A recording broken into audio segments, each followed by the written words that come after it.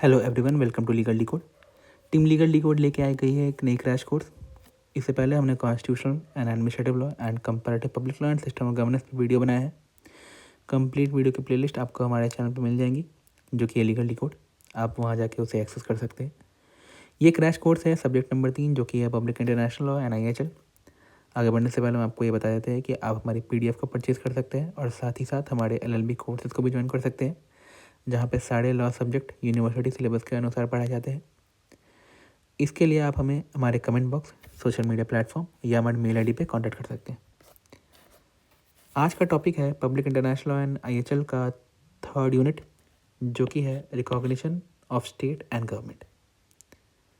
आगे बढ़ने से पहले हम आपसे रिक्वेस्ट करते हैं कि वीडियो को लाइक करें, इसे शेयर करें एंड चैनल को सब्सक्राइब कर लें। आज का टॉपिक स्टार्ट करने से पहले जो लास्ट वीडियो का सवाल था, that is formal source of international law क्या है, तो इसका करेक्ट आंसर है option number D, that is all of the above. Now recognition of state जानने से पहले हम ये जानना है कि स्टेट का मतलब क्या होता है।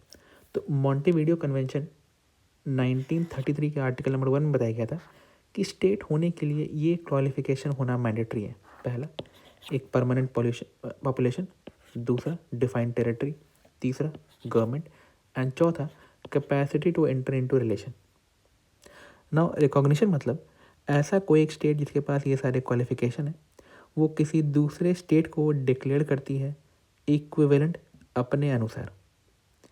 जब भी किसी पर्टिकुलर एंटिटी के पास ऐसा सारे क्वालिफिकेशन आ जाते हैं और दूसरी स्टेट उसे रिकॉग्नाइज कर देती है, तो इसे हम बोलते हैं रिकॉग्निशन। नाउ 2 थ्योरीज है रिकॉग्निशन की। पहला है डिक्लेरेटरी या फिर एविडेंशरी थ्योरी।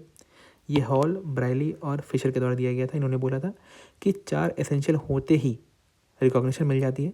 रिकॉग्निशन किसी दूसरे स्टेट के द्वारा होना ज़रूरी नहीं है। रिकॉग्निशन कोई भी 5th इंग्रेडिएंट नहीं है, यानी कि चारों एसेंशियल फुलफिल होते ही वो पर्टिकुलर एंटिटी स्टेट बन जाती है। वहीं एक कॉन्स्टिट्यूटिव या फिर ट्रेडिशनल थ्योरी थी, जहाँ पे बोला जाता है एंजिलोटो और हेगल, होलैंड और ओपेनहाइम के द्वारा, कि 4 एसेंशियल फुलफिलमेंट होने के बाद किसी एक टेरिटरी के द्वारा इसे रिकॉग्निशन भी मिलना चाहिए। यानी कि रिकॉग्निशन एक 5th एलिमेंट है। बिना रिकॉग्निशन के कोई भी स्टेट एंटिटी स्टेट नहीं कहलाएगी। रिकॉग्निशन सिन क्वा नॉन है किसी एंटिटी को स्टेट बनने के लिए। नाउ किस प्रकार से रिकॉग्निशन मिलता है, तो 2 प्रकार है, एक्सप्रेस और इम्प्लाइड। एक्सप्रेस जहाँ पे किसी पर्टिकुलर टेरिटरी के साथ ऑफिशियल डिक्लेरेशन या फिर नोटिफिकेशन रिलीज किया जाता है और उन्हें स्टेट डिक्लेयर किया जाता है। वहीं दूसरा होता है इम्प्लाइड, जहाँ पे रिलेशनशिप फॉर्म करके रिकॉग्निशन दी जाती है। कंडीशनल रिकॉग्निशन भी होता है, जहाँ पे रिकॉग्निशन दी जाती है on the basis of condition, कि वहाँ पे कुछ पर्टिकुलर चीज़ें अचीव कर ली जाएंगी। फॉर एग्जांपल रिलीजियस फ्रीडम हो गए, रूल ऑफ लॉ हो गए, डेमोक्रेसी हो गए, या फिर ऐसे ही कुछ सेम वर्ड। 2 प्रकार के रिकॉग्निशन होते हैं, de facto and D zero. De facto D zero के पहले दिया जाता है और वहीं डी जीरो तब दिया जाता है जब वो स्टेटहुड के साथ साथ सारे के सारे एसेंशियल और स्टेबिलिटी अचीव कर ले। डी जीरो और डी फैक्टो रिकॉग्निशन USSR को दिया गया था ग्रेट ब्रिटेन के द्वारा। तो पहले डी फैक्टो दिया गया था 1921 में, फिर डी जीरो दिया गया था 1924 में। वहीं डी जीरो ये दिया जाता है जब डी फैक्टो हो जाए जनरली तब, लेकिन हाँ कभी कभी डी जीरो बिना डी फैक्टो के भी मिल जाता है। लूथर वर्सेस सागौर और bank of Ethiopia versus national bank of Egypt में कोर्ट ICJ ने बोला था कि डी जीरो और डी फैक्टो में कोई अंतर नहीं है, दोनों के दोनों एक एक्ट होते हैं जहाँ से उन्हें रिकॉग्निशन मिलती है। वहीं अराजंतु मेंडी केस में स्पेन को डी फैक्टो रिकॉग्निशन दिया गया था।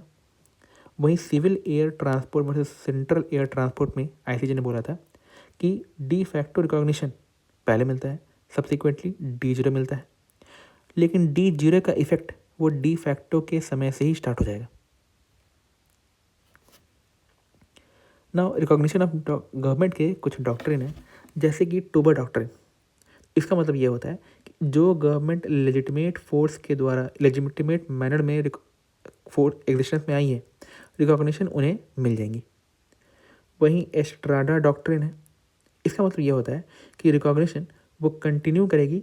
इससे कोई मतलब नहीं है कि गवर्नमेंट जो है वो लेजिटिमेट मीन से आई है या फिर इलेजिटिमेट मीन से आई है। वो लेजिटिमेट मीन से आई है या फिर इलेजिटिमेट, इससे कोई मतलब नहीं है।